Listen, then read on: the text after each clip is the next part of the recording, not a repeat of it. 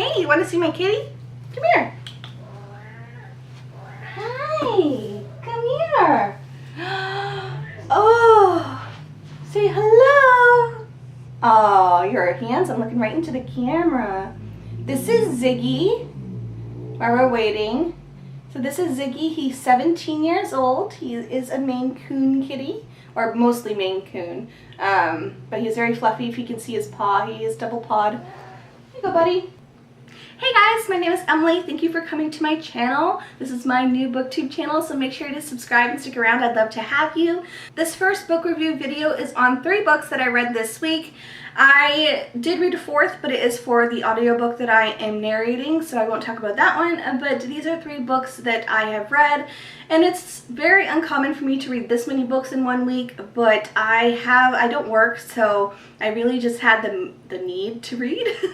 And so I did end up going to the library and finding some books. Now, there's a reason that book reviews exist online, because if you go to the library without any intention of looking up reviews or knowing what to get, it can be overwhelming and you just grab whatever, and that's what I did. I went to the library and just grabbed a couple books that were displayed and then 1 book that was in the stacks, and I should have done a little bit more research when doing the selection because the books are not very good, and I wanted to talk about them today to warn you to not pick them up yourself. So there are 3 books here today. The 3rd book that I will talk about is an erotic fiction book, and it is really strange. So if you want to hear about the craziest, weirdest book that I have ever read / poorly written book, then stick around to the end. So I will talk about a book that is sensitive for children to hear, so just bear that in mind. If you are maybe in the office or something, I will be talking about a book that is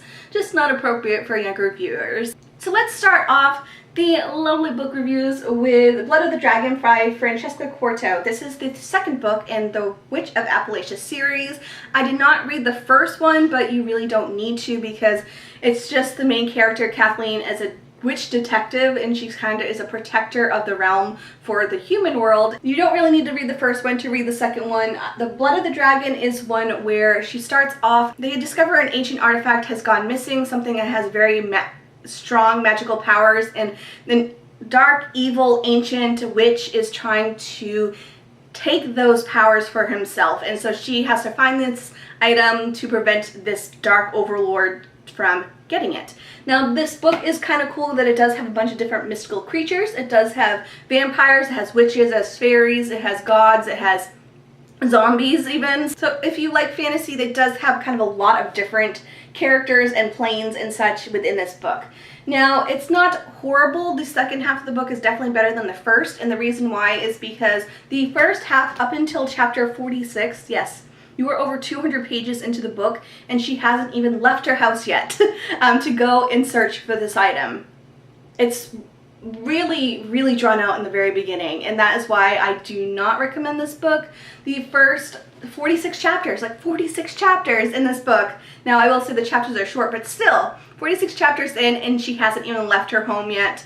And throughout those first 46 chapters, it's kind of like people are just coming and going and visiting her as they please. Like, first, the vampire lady comes, and then this other guy comes, and then this old warlock comes, and then this person comes, and then her mom comes, and they just like come and go for the first half of the book without actually progressing the storyline at all or discovering more information than she already did. So it was really just a long intro, and then once you got to page like 240, you actually get into the exciting part of the book. It was just very predictable, especially the ending was very predictable, so I just didn't enjoy this book at all, and I was able to read it. This is one that took me a little bit longer just because I was over people coming and going from our house. It was just very drawn out, and I don't like it. This 2nd book is Baby Doll by Holly Overton, and when I read the teaser inside, it was really cool because it was a suspense book that is based after the main event. And it's a really cool concept because it's after the actual crime takes place. Main character Lily has been trapped inside a basement for the past 8 years of her life. She was abducted when she was 14 years old by her teacher. At the very beginning, her and her daughter Sky, who is 6 years old, that she had in captivity. Now they had the opportunity to escape because their captor forgot to lock the door, and the first few chapters is her running and trying to get to safety, which surprisingly is only like 6 miles away from her home. So she has been held captive for 8 years, so close to home, and it's really suspenseful. It drags you right in, and she then has to get back into the regular world. What has happened in the past 8 years, what happened to her mother, her father, her twin sister, and it's really interesting to see the after effects of when someone is found after such a long time.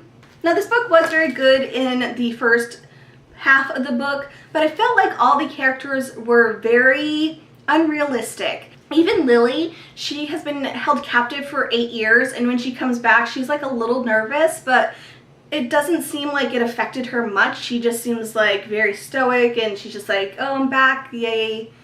And she ends up going to like arrest her captor with the sheriff, and it's just all the characters seem more interested in their own love lives than how Lily is and her experience. One thing I did enjoy about the book is that it really showed how deep a twin connection is. Now Lily does have a twin sister, Abby, and it does go into a little bit more in depth about how their separation affected them, and so I did enjoy that because I know the twin mentality is like this connection that no one can really understand unless you have a twin, and it really made the bond between them really strong, and I feel like it was more a story about sisters than it was about her being captive in the trial and all that. So I did enjoy that part of it, but in general, the first few chapters was the biggest excitement of the book. I mean, that was the only suspenseful part in the book. After that, it really fizzled out, and I just wouldn't recommend it. Now let's move on to the crazy book. So this is probably the most insane book I've ever read, and this is again more of an erotic fiction. So if you have children around, or if you are in a setting where you can't listen to this safely, then you might want to pause this video and watch it later. So this is Beautiful You by Chuck Palahniuk. Now this book was just in the stacks. I didn't know much about this book at all. It was just kind of one of the first books in the shelving, and I was like, sure. I can't even like talk about this book. It's so strange. Now, first off, the main character, Penny, is the weakest female character I have ever read about, because she goes to work, she falls over with a bunch of coffee, of course, and she lands on to this multi-billionaire that they are having a case with, and he's like, would you like to have dinner with me? And she's still on the ground, and of course she says yes, and of course she's like, I'm gonna be dazzled up and spend all my money to look perfected, and she goes to have this date with this guy. Now, the first date doesn't even go very well. He's very like scientific, he doesn't really smile much, he doesn't really intrigue her at all, but she's thinking, oh, he's a multi-billionaire, he's really intriguing, he has had these like really publicized relationships, and she kind of wants in on it. The next date, he takes her to Paris, and he starts traveling all over the world with her, and when he's in Paris, they have like a sexual encounter in his bedroom, where it becomes very scientific. He starts using these lubricants and these different toys and such, and it's very like he's talking to her about what he's doing, but like with the actual parts of the body, and it's not at all erotic, and it doesn't seem very sexual. It seems more like a science experiment, because he's actually making a line of sex toys for his multi-billion-dollar company, and she's just like into it. She's like, okay, like he's not really that friendly, but she's having like the best sex ever, and she stays with him for months in his hotel room while he is doing these science experiments. And so now we get to the middle of the book where he decides to break things off, and I wasn't sure where it was going to go from there, but it really took a strange twist. So once they actually break it off, he kind of is just like, nope, you can go back home, I'm done with you, I'm putting like $50 million in a bank account, don't talk to me again, we'll see you later. And she's just like, Okay, so she goes on this plane, she doesn't shed a tear, she doesn't seem worried at all, she just goes back home. Like, she seems totally okay with this whole experience of her pretty much dropping her whole entire career wanting to be a lawyer to going to Paris and being like this sexual guinea pig, pretty much. So she goes back home, and this is where it gets really, really, really strange, and when I say it, you're not gonna believe me. A few weeks later when she gets home, she sees an advertisement for this sex toy line that she has helped create. She notices that her roommate is really into it, she's really excited about it, and soon the sex toys are taking over the world. Yes, you heard me right. These women are just flocking to buy all these sex toys, and whenever they get one, the dragonfly breaks. And she is like, what's going on? Why are all these sex toys breaking? And all these women are just like in a frenzy because they're obsessed. They are all really into it. They need to get another one. They really need to get batteries. Like, it turns into like an apocalypse where all the women are just crazy and out in the world, and they are just obsessed with these sex toys, and they need to get batteries, and they're all homeless, and they're all like in these zombie modes. And what you don't know is that Max had actually implanted these nanobots inside one of the sex toys, so when it broke, it would kind of hatch inside them and take over their minds, and he could control all these people, all these women, and eventually he's able to control 90% of the women in the world, and it all happens within like a month.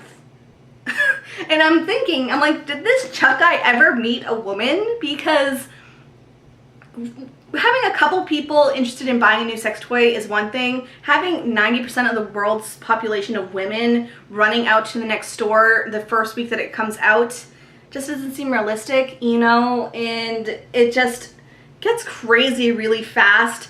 And then there's a whole part where she goes to Nepal to see the sex witch up in the mountains, and she's with her, who's like this 300-year-old witch, and she's teaching her all these sex things, and there's like really strange scenes of her going down on this really old ancient woman, and she's okay with it, and then she has to save the world because now she's this new sex god.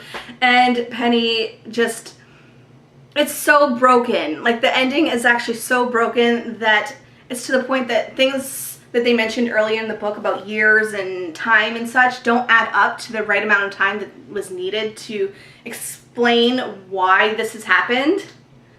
It doesn't even make sense, and the ending is just ridiculous, where she is like the mothership of all these sex toys because she figures out how to control the nanobots in her body, and she kind of does this explosion where she like forces all of them into her uterus, and she is gonna call all these sex toys back to her, and they all like start pummeling the guy, like they're in the church, and all these sex toys just come flying through the windows and like hit the guy in the groin, and it ends up killing him.